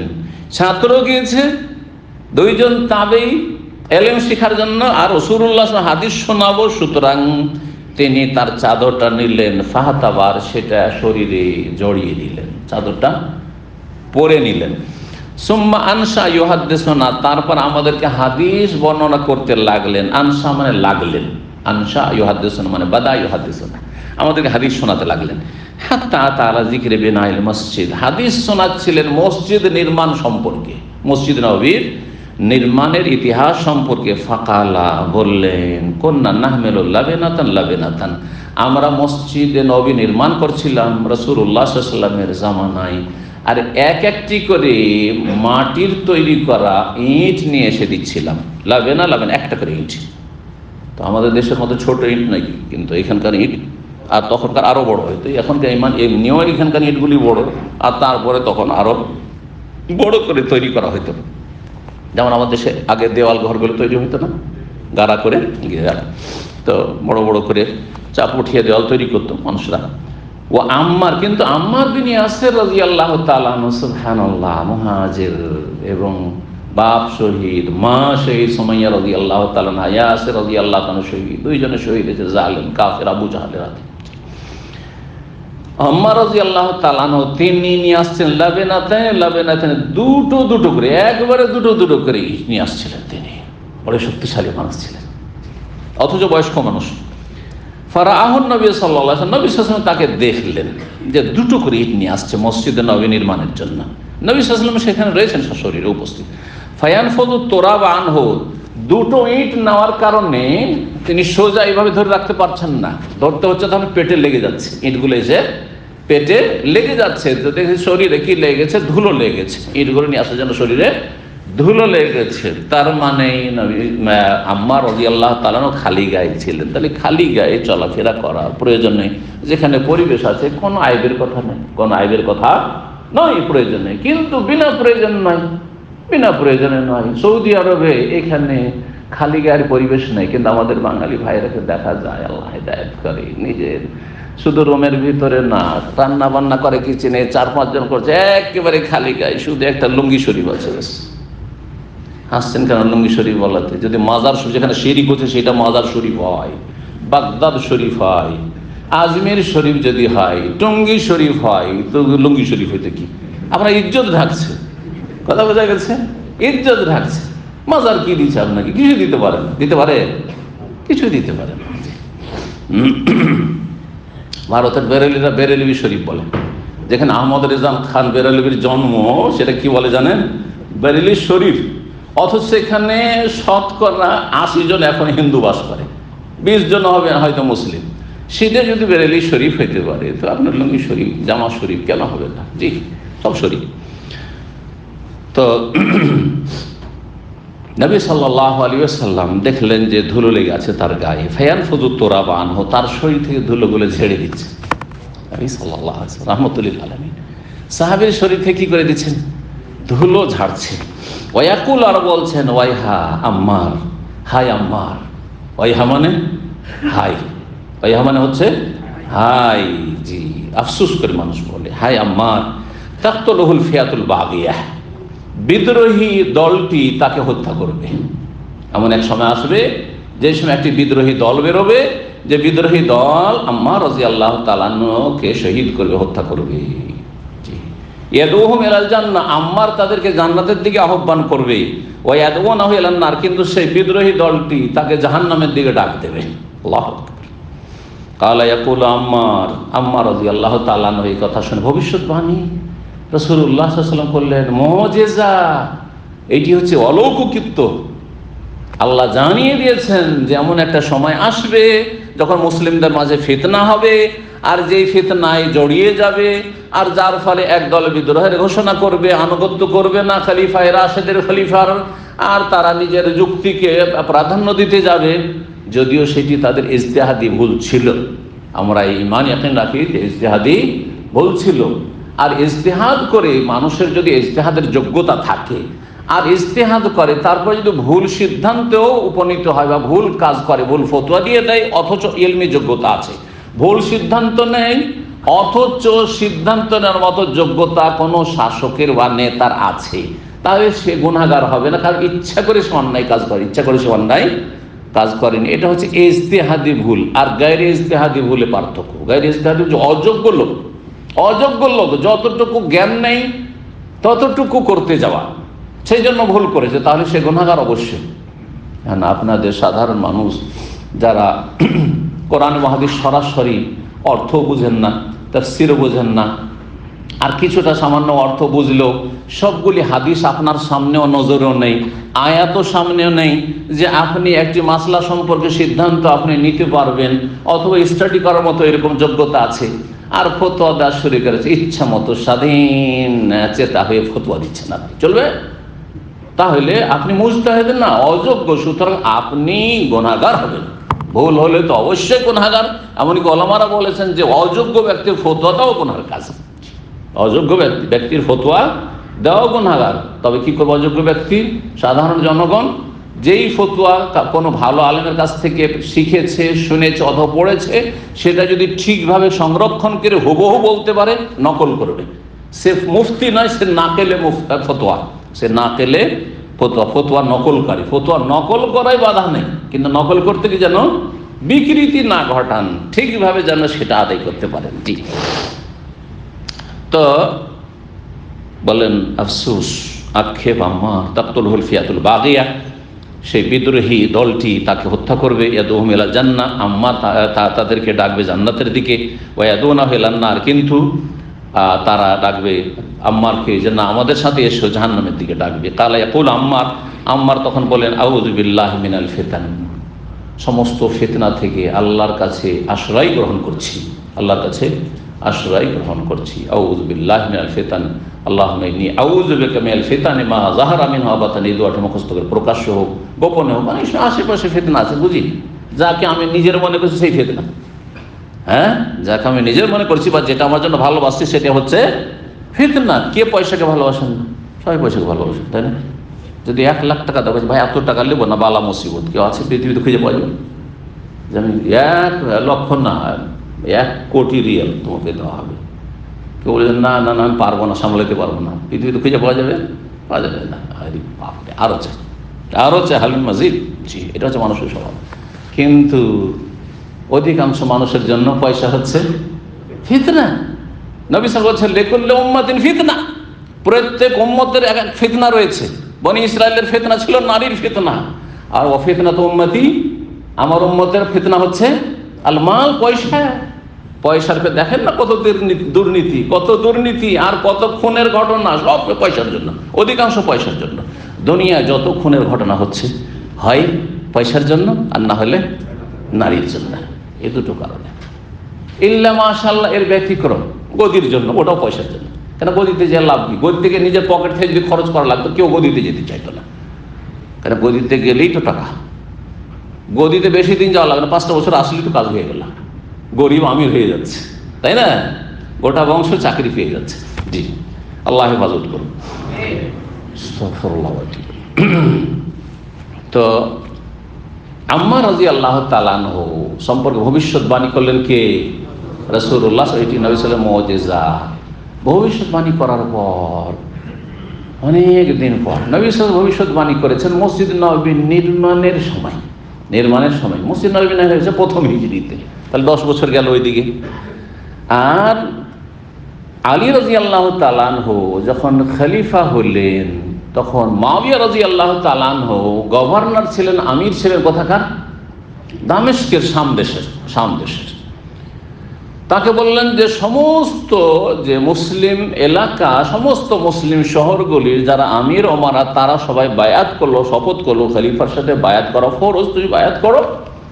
তখন তিনি একটি যুক্তি দাঁড় করে দিলেন, আর এই যুক্তি দাঁড় করতে গিয়ে ইজতিহাদে তিনি ভুল সিদ্ধান্ত নিয়ে ভুল করে ফেললেন। এই জন্য আগে বলেছি সেটা ছিল ইজতিহাদি ভুল। আল্লাহর কাছে ক্ষমার আশা অবশ্যই রয়েছে, আল্লাহ ক্ষমা করে দিয়েছেন, কিন্তু ভুল হয়েছে। দুটোই ঠিক হতে পারে না। এক এক দুইও হয়, এক এক তিনও হয়। কেউ যদি বলে দুটোই ঠিক, তাহলে কি বলবেন? ওকে পাগল বলবেন না? ঠিক তেমনই আল হাক্কু লা ইয়াতাআদ্দাদু, হক একের বেশি হয় না। যদি এটা হক হয় তো আরেকটা কি ভুল, এটা যদি সহি হয় তো আরেকটা হচ্ছে গলত। কথা বোঝা গেছে না? তবে গলত দুই রকম, একটা হচ্ছে ইচ্ছা করে গলত করা, আর একটা হচ্ছে অনিচ্ছাকৃত ভুল হয়ে যাওয়া। ইচ্ছা করে ভুল হওয়া আর অনিচ্ছাকৃত ভুল হওয়া। তো মুআবিয়া রাদিয়াল্লাহু তাআলা বললেন যে আমি বায়াত করব, ঠিক আছে, কোনো আপত্তি নেই। অবশ্যই মুআবিয়া রাদিয়াল্লাহু তাআলা আনহুর খেলাফতে কোন লোভ লালসা ছিল না। যারা এই সম্পর্কে বলেছেন না তিনি তার সাথে খেলাফতে দ্বন্দ্ব ছিল, তারা মিথ্যুক, তারা জাহেল, আর না হলে জালেম। হয় মূর্খ, এই ইতিহাস জানে না, শিয়াদের ইতিহাসে, রাফিজ ইতিহাসে প্রভাবিত, আর না হলে জালেম, জানা শোনার পরে অবিচার করেছে এই খলিফায় জলিল সম্মানিত সাহাবী মুআবিয়া রাদিয়াল্লাহু তাআলা আনহু সম্পর্কে। জি, তবে আসল ব্যাপারটা কি ছিল? যুক্তি ছিল যে আমার নিকট আত্মীয় হচ্ছেন ওসমান রাদিয়াল্লাহু তাআলা আনহু, আপনার আগে তিনি খলিফা ছিলেন এবং তাকে নির্মমভাবে যারা শহীদ করলো মসজিদে নবীর পাশে তার বাড়িতে, কিভাবে শহীদ করলো, আর সেই সব খনিগুলো আপনার চারপাশে ঘোরাফেরা করছে, এদের উপর কেসাসের বাস্তবায়ন করেন। আর এই খুনের ডিমান্ড করা, তলব করার অধিকার আমার রয়েছে, কারণ আল্লাহ কোরআনে কারীমে বলেছেন যে কারো যদি নিকট আত্মীয় যদি নিহত হয় তাহলে ফাকাদ জাআলনা লিওয়ালিহি ওয়া মান কুতিলা মাজলুমান ফাকাদ জাআলনা লিওয়ালিহি সুলতানা। যদি কাউকে অন্যায়ভাবে হত্যা করা হয় তাহলে তার ওলি যে আত্মীয় রয়েছে তাকে এই অধিকার আমি দিয়েছি। কি অধিকার দিয়েছি? যে ডিমান্ড করবে যে আমি হত্যার বদল কিসাস চাই, হত্যার বদল হত্যা চাই। ফাকাদ জাআলনা লিওয়ালি সুলতানান, তার এই ক্ষমতা দিয়েছি। ফালা ইউসরিফ ফিল কাতল, সুতরাং হত্যা করতে গিয়ে আবার বাড়াবাড়ি না করে। শুধু হত্যা করেছিল, কিন্তু কেসাস নিতে গিয়ে হত্যা করার আগে হাত কেটে দিল, পা কেটে দিল, তো নাক তুলিল, চোখ তুলিল, হারাম। জি হ্যাঁ, বাড়াবাড়ি চলবে না। হত্যা সাধারণভাবে হত্যা করেছে, সাধারণভাবে তাকে হত্যা করা হবে ইত্যাদি। তো আল্লাহ রাব্বুল আলামিন এই অধিকার আমাকে দিয়েছেন, সুতরাং আমি তলব করছি যে ওসমান রাদিয়াল্লাহু খুনিদেরকে হত্যা করা হোক, আর আমি রেডি আছি, আমি কি করব? বায়াত করব। আলী রাদিয়াল্লাহু তাআলা এমন পরিস্থিতিতে ছিলেন যে এরা চারিদিক থেকে এমনভাবে তারা প্রভাব বিস্তার লাভ করেছে যে মাঝে মধ্যে এমন অবস্থা যে তার জীবন নিয়ে টানাটানি এদের হাতে। যদি সেই সময় এই পদক্ষেপ নেয়, অসম্ভব পদক্ষেপ নেওয়া, আলী রাদিয়াল্লাহু তাআলা ওইভাবেই তারা হত্যা করবে যেমনভাবে হত্যা করেছিল তারা এই বাগী বিদ্রোহী দল ওসমান রাদিয়াল্লাহু তাআলা আনহুকে। তিনি বললেন যে একটু পরিস্থিতি শান্ত হইতে দাও, আর তারপরে তুমি আমার হাতটাকে মজবুত করো, সমর্থন করো। আর তারপরে এতগুলি লোককে, 50-100 লোককে তো হত্যা করা যাবে না। যেই কয়জন ঘরে ঢুকেছিল আর তারা হত্যায় জড়িত ছিল, তখন সেই লোকগুলিকে শুধু চিহ্নিত করা হবে, ধরা হবে, আর তারপরে তাদের কেসাস দেওয়া হবে। কথা কারটা বেশি শক্তিশালী ছিল, যুক্তিসঙ্গত ছিল? আলী রাদিয়াল্লাহু কথা বলছেন না, আগে হত্যার বদল হত্যা, কেসাস, তারপরে বায়াত। এই যে ধীরে ধীরে ধীরে দূরত্ব তৈরি হয়ে গেল। আর এক সময় গিয়ে এই যে এই বিদ্রোহী দল ছিল তাদের ষড়যন্ত্রে কি হয়ে গেল? সিফফিনের যুদ্ধ পর্যন্ত হয়ে গেল। সিফফিনের যুদ্ধ, এই সিফফিনের যুদ্ধে ওই সময় আম্মার রাদিয়াল্লাহু তাআলা আনহু সারা জীবন আলী রাদিয়াল্লাহু তাআলা আনহুর বড়ই মজবুত সমর্থক ছিলেন। আর বয়স্ক মানুষ, 80 বেশি বয়স হয়ে গেছে, তারপরও সেই লড়াইয়ের ময়দানে আলী রাদিয়াল্লাহু তাআলার পাশাপাশি ছিলেন। সেই সময় মুআবিয়া রাদিয়াল্লাহু তাআলা আনহুর সেনাবাহিনীর হাতে আম্মার রাদিয়াল্লাহু তাআলা আনহু শহীদ হয়েছিলেন। নবী সাল্লাল্লাহু আলাইহি ওয়াসাল্লামের কথার বাস্তবায়ন হয়েছিল। জি, কথা বুঝতে পারছেন না? জি, যেটা ছিলেন প্রায় 36-37 হিজরির দিকে, তার মানে 35-36 বছর পরে রাসূলুল্লাহ সাল্লাল্লাহু আলাইহি ওয়াসাল্লামের এই ভবিষ্যৎবাণী মুজিজার বাস্তবায়ন হচ্ছে। জি,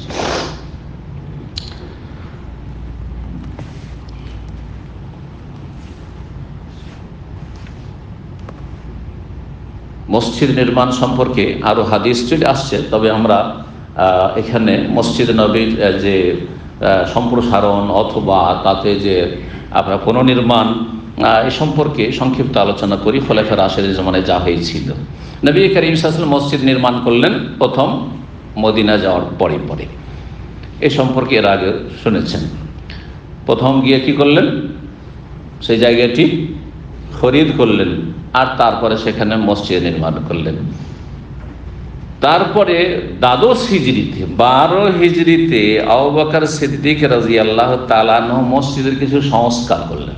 কিছু কি করলেন? সংস্কার করলেন, বৃদ্ধি করলেন, সংস্কার করলেন।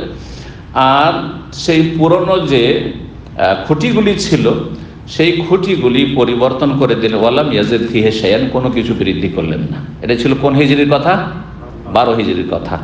17 হিজরিতে ওমর রাদিয়াল্লাহু তাআলা আনহু, ওমর রাদিয়াল্লাহু তাআলা আনহু আবু বকর সিদ্দিক রাদিয়াল্লাহু মাত্র 2 বছর, 13 হিজরি পর্যন্ত। আর 13 হিজরি থেকে শুরু করে খেলাফত 10 বছর বেশি চলেছে ওমর রাদিয়াল্লাহু তাআলা আনহু। ওমর রাদিয়াল্লাহু তাআলা আনহু 17 হিজরিতে তিনি পুনর্নির্মাণ করলেন। এই মর্মে সহিহ বুখারীর হাদিস আমাদের সামনে গিয়েছে। তিনি কি করেছিলেন? 17 হিজরিতে এই কাজটি শুরু করলেন, কিন্তু তাতে কিছুটা সম্প্রসারণ করলেন। আশেপাশে যে ঘরবাড়িগুলি ছিল মসজিদের আশপাশে, সেই জায়গাগুলি ক্রয় করে নিলেন। যারা বাড়িওয়ালারা ছিল তাদের কাছে কিনে নিন, আর সেটা তাতে সামিল করে নিলেন। এই ক্ষেত্রে কতটা তিনি বাড়িয়েছিলেন? পশ্চিম দিকে তিনি 20 হাত বাড়িয়েছিলেন। পশ্চিম দিক কোন দিক? কে বলবে তাড়াতাড়ি? মসজিদ নববী থেকে পশ্চিম দিক কোন দিক? বাবুস সালাম, বাবুর রহমত দিকে। বাবুস সালাম, যেখান থেকে সালাম করার জন্য ঢুকছেন। জি হ্যাঁ। তো পশ্চিম দিকে বাড়িয়েছিলেন কয় হাত? 20 হাত। দক্ষিণ দিকে অর্থাৎ কোন দিকে? কেবলার দিকে। দক্ষিণ দিক মানে কেবলার দিকে বাড়িয়েছিলেন 10 হাত। জি হ্যাঁ। আর উত্তর দিকে বাড়িয়েছিলেন, দক্ষিণের পরে উত্তর দিকে বাড়িয়েছিলেন সালাসিনা জিরাআন। কত? 30 হাত। 30 হাত মানে পেছন দিকে। তাহলে মুসল্লিরা যখন দাঁড়াবে তখন পেছন দিকে উত্তর দিকে বাড়িয়েছিলেন 30 হাত। তাহলে হয়ে গেল মসজিদের দৈর্ঘ্য 70 মিটার, 140 হাত অর্থাৎ 70 মিটার। উত্তর থেকে দক্ষিণ হয়ে গেছিল 120 হাত মানে 60 মিটার। আর পূর্ব থেকে না 70 মিটার ছিল, বলছি 70 মিটার ছিল। 140 ছিল উত্তর থেকে দক্ষিণ, আর 120 হাত ছিল 60 মিটার পূর্ব থেকে পশ্চিম। আর বাকি থাকে একটা দিক শুধু। তাহলে কি করেছিলেন তিনি? ওমর রাদিয়াল্লাহু তাআলা আনহু কিবলার দিকে একটু বাড়িয়েছিলেন। কয় হাত? 10 হাত বললাম।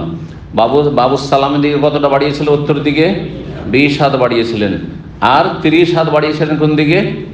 উত্তর দিকে, অর্থাৎ মুসল্লিদের পেছন দিকে। একটা দিক বাকি থাকলো, সেটা হচ্ছে নবী সাল্লাল্লাহু আলাইহি ওয়াসাল্লামের যে কবর রয়েছে বা মা আয়েশা রাদিয়াল্লাহু আনহা যে হুজরা আছে ওই দিকে কিছুই বাড়াননি। কেন? ওয়ালাম ইয়াজিদ মিন জিহাতিশ শারক, পূর্ব দিকে কোনো কিছু বৃদ্ধি করেনি। লিউজুদ হুজরাতে উম্মাহাতুল মুমিনিন, কারণ উম্মাহাতুল মুমিনিনদের সেখানে কি ছিল? হুজরাগুলি ছিল, কক্ষগুলি ছিল লাইন ধরে। মা আয়েশা রাদিয়াল্লাহু তাআলা ঘরটা শুধু এখন বহাল আছে, কারণ সেখানে যেহেতু নবী সাল্লাল্লাহু আলাইহি ওয়াসাল্লাম, আবু বকর সিদ্দিক আর ওমর রাদিয়াল্লাহু আনহু তাদের কবর আছে। আর বাকি ঘরগুলিকে সরিয়ে দেওয়া হয়েছে। ওইগুলো লাইন দিয়ে যে মুসাল্লান নেসা মহিলা সেকশন রয়েছে ওই দিকটাই এই ঘরগুলি ছিল 9 বিবির। এই ছিল ওমর রাদিয়াল্লাহু আনহু জামানার। তো আচ্ছা, ওপরে কতটা উঁচা ছিল? বলছেন যে 11 হাত ছিল। এই যে দেখেন কতটা হবে এটা আইডিয়াতে? 11 হাত হবে? আর মনে হবে না, 11 হাত ছিল। মসজিদের দরজা কয়টি ছিল? বলছেন ও জোয়েল মসজিদ সিত্তাত, 6টি দরজা তখন ছিল। মসজিদ নববীর দরজা ছিল 6টি। দুটো ছিল পূর্ব দিকে, দুটো পূর্ব দিকে, অর্থাৎ কোন দিকে? এই যে বাকির দিকে, যেদিকে সালাম করার পরে বেরিয়ে চলে যাচ্ছেন। জি, বাবে ওসমান, যেটাকে বাবে জিবরিল বলা হচ্ছে, আর একটি বাবুন নেসা, বাবুন নেসা মহিলাদের জন্য।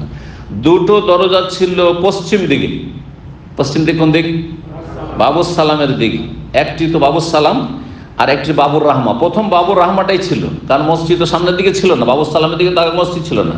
তো বাবুর রাহমাটা প্রথম, আর অষ্টহুদেশা বাবুস সালাম, আর বাবুস সালাম যে সামনের দিকে যেটা প্রথম দরজা, ওই দিক থেকে প্রবেশ করলে সে বাবুস সালাম নতুন করে তৈরি করলো। তাহলে সেই দিকে দুটো দরজা। ও বাবানে মিনাল জিহাতি শিমালিয়া, আর পূর্ব দিকে অর্থাৎ যেদিক থেকে মসজিদ নববীতে ঢুকছেন মুসল্লিরা, যদিও চারিদিক থেকে ঢুকছেন এখন, কিন্তু অর্থাৎ মুসল্লিদের পেছন দিকে। তো এই দিক থেকে দুটো দরজা ছিল, এখন অনেক দরজা বেড়ে গিয়েছে। সংক্ষেপে এই ক্ষেত্রে বলা যেতে পারে যে ওমর রাদিয়াল্লাহু তাআলা আনহুর আমলে বলছেন যে বৃদ্ধি করা হয়েছিল 1100 স্কয়ার মিটার, 1100 স্কয়ার মিটার। এর মাধ্যমে মসজিদে নববী এর টোটাল স্কয়ার মিটার হয় 3575 metre square feet, square feet যেটা বলা হচ্ছে, মিটার বলা হচ্ছে, ফিট নয়। তারপর ওসমান রাদিয়াল্লাহু তাআলা আনহুর জামানায় 28 থেকে 30-এর মধ্যে এই দীর্ঘ 2 বছরে মসজিদ প্রশস্ত করা হয়, মসজিদ নববী প্রশস্ত করা হয়। তিনি যখন মসজিদে নববী প্রশস্ত করেন তো কিবলার দিক থেকে তিনি 10 হাত বাড়িয়ে দেন। আবার কিবলার দিকে কত বাড়ান? 10 হাত। পশ্চিম দিকে 10 হাত। পশ্চিম দিক কোন দিক? বাবুস সালাম দিক। জি হ্যাঁ। আর বলছেন যে অমিনাল জিহাদি শিমাল এশিয়ান জেরান, আর উত্তর দিক থেকে অর্থাৎ যে দিক থেকে মুসল্লিরা গিয়ে দাঁড়াচ্ছে, তো এইদিকে 20 হাত বাড়িয়ে দেন, 20 হাত বাড়িয়ে দেন।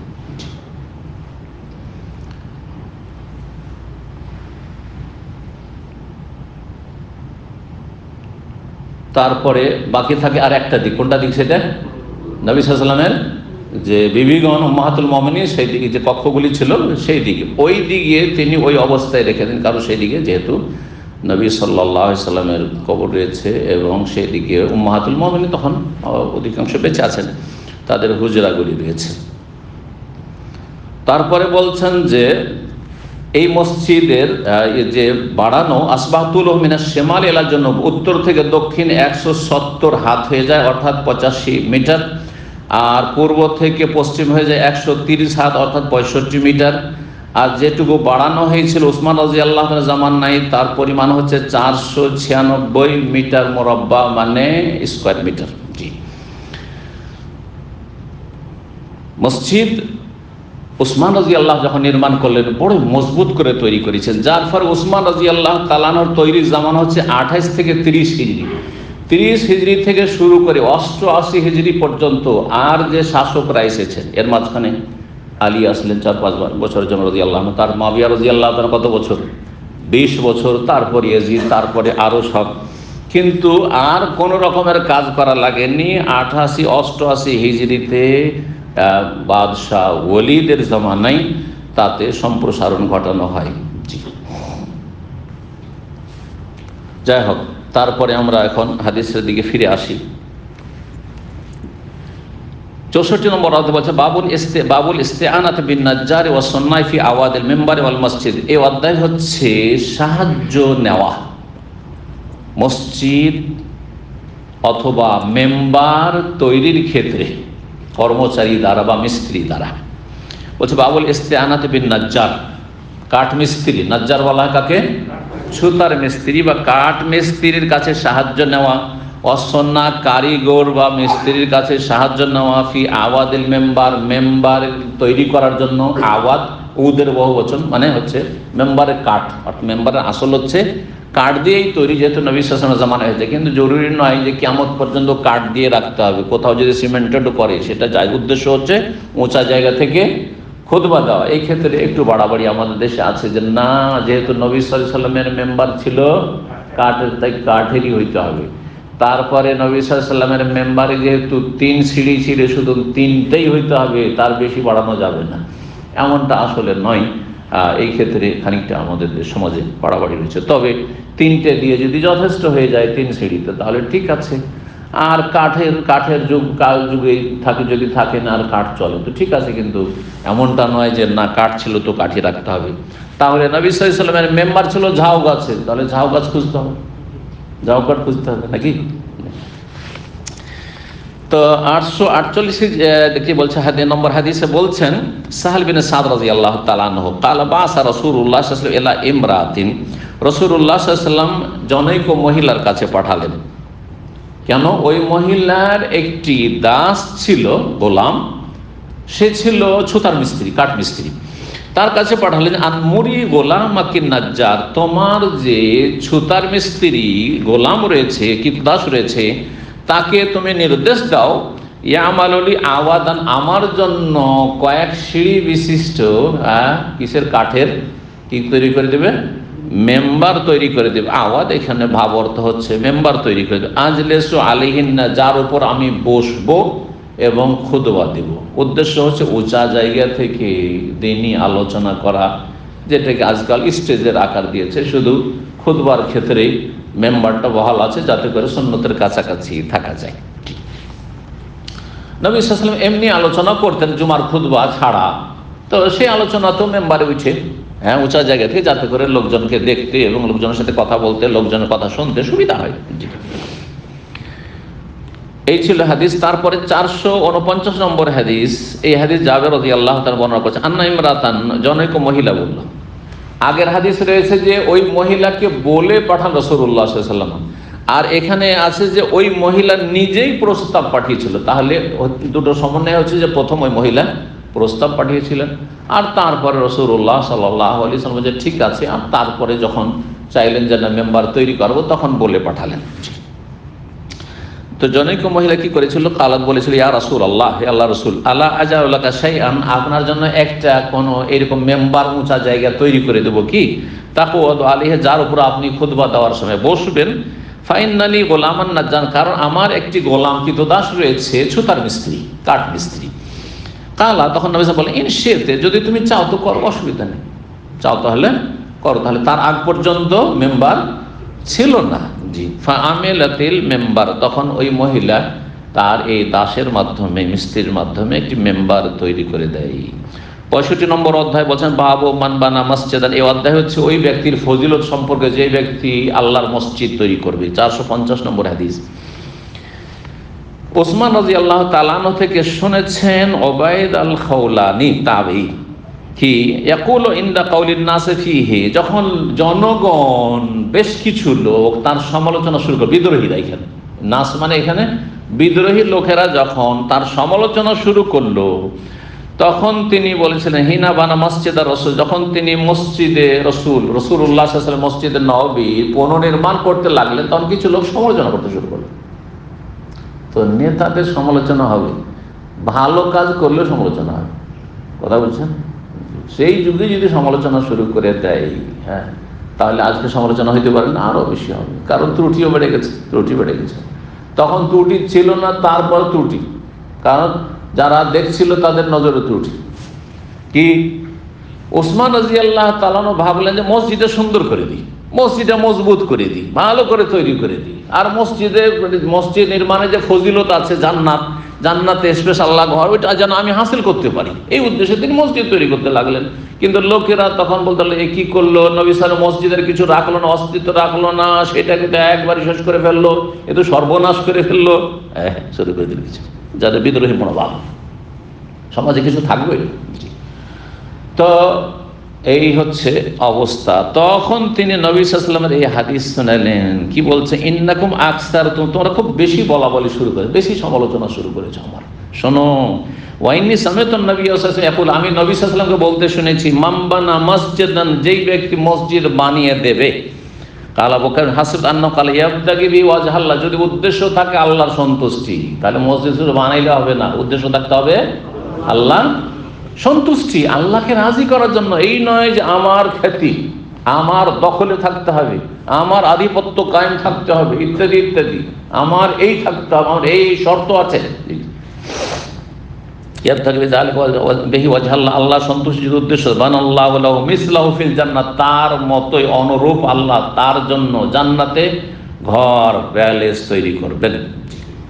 এই ছিল হাদিস। ওসমান রাদিয়াল্লাহু তাআলা মসজিদ নির্মাণ করেছিলেন, বললাম একটু আগে, মনে আছে, 2 বছরে 28 থেকে নিয়ে 30 পর্যন্ত, তো 30 হিজরিতে তিনি সম্পন্ন করেছেন মসজিদ নির্মাণ। 66 নম্বর অধ্যায় বাবুন, এই অধ্যায় হচ্ছে ইয়াখুযু বিনুসুলিন নাবলি ইযা মাররা ফিল মসজিদে, কোন ব্যক্তি যদি মসজিদে অতিক্রম করে আর তার হাতে অস্ত্র থাকে, কোন অস্ত্র, এখানে হাদিস আছে তীরের কথা, কিন্তু তীর নয়, চাকু আছে, আর কোন অস্ত্র আছে, ধারালো অস্ত্র আছে, তাহলে কি করতে হবে? অথবা ধরেন আজকালকার যেসব গান ফান আছে সেগুলি আছে, তাহলে সতর্ক রাখতে হবে। অনেক সময় হইতে পারে চাপা পড়ে ফায়ারিং হয়ে যেতে পারে, সুতরাং সতর্কতা অবলম্বন করতে হবে। মসজিদ সবচাইতে উত্তম জায়গা, সেই জন্য বলা হয়েছে। কিন্তু মসজিদ ছাড়াও যেখানে জনসমাগম রয়েছে সেখানে অস্ত্র নিয়ে চলাফেরা করলে, অথবা বাচ্চারা আপনার ঘরে বাড়িতেই বাচ্চারা ছোটাছুটি দৌড়াদৌড়ি করছে আর আপনি অসতর্ক, আপনি অস্ত্র নিয়ে আপনি কাজ করছেন, এমনটা করবেন না। এই হাদিস থেকে সব মাসাইল আমাদেরকে ইস্তেমাত করতে হবে। কি বলছেন যে অধ্যায় হচ্ছে যে কোনো ব্যক্তি যে মসজিদ হয়ে অতিক্রম করে আর তার কাছে অস্ত্র, তরবারি অথবা তীর রয়েছে, তাহলে ইয়াখুযু বিনসুলিন নাবলে, তীরের যে ফলা রয়েছে, তীরের ফলা অর্থাৎ যেখানে ধারালো অংশটুকু লাগানো রয়েছে লোহা, সেটুকুকে হাতে ধরে রাখেন, হাতের মুঠে ধরে রাখেন যাতে কাউকে না লাগে, অথবা কভারের ভিতরে ঢুকিয়ে রাখেন। তার চেয়ে ভালো কভার যদি দেখা যায় কভারের ভিতরে ঢুকিয়ে রাখেন, না তাহলে কমপক্ষে দেন খোলা চাকু, তাহলে চাকুটাকে, অনেকে চাকু এইভাবে নিয়ে চলাফেরা করে, হ্যাঁ এইভাবে নিয়ে ধরে আছে, কথা বোঝা গেছে? ওইভাবে ধরে রাখবেন না, এইভাবে ধরে রাখবেন যাতে করে কাউকে না লাগে।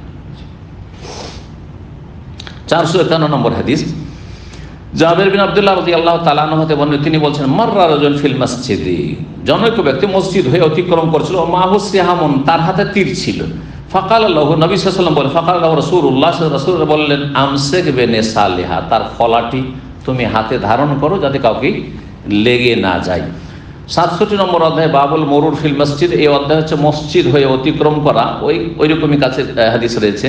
452 নম্বর হাদিস বলছেন আবু বুরদা রাদিয়াল্লাহু তাআলা আনহু, জি তার পিতা থেকে বর্ণনা করেছেন, কালা সামিত আবু বুরদা তানাবি আনিন নবী সাল্লাল্লাহু আলাইহি ওয়াসাল্লাম, মান মাররা ফি শাইইন মিন মাসাজিদিনা আও আসওয়াকিনা বিনাবলিন, কোন ব্যক্তি যদি আমাদের মসজিদ হয়ে অথবা আমাদের হাট বাজার দিয়ে অতিক্রম করে, কি নিয়ে? বেনাবলিন, তীর হাতে নিয়ে, ফালিয়াখুজ আলা নিসালিহা, তাহলে তীরের ফলাটা যেন হাতে ধরে রাখে, লা ইয়াকিরু বিকাফফিহি, তার হাত দ্বারা যেন কাউকে আঘাত না করে দেয়।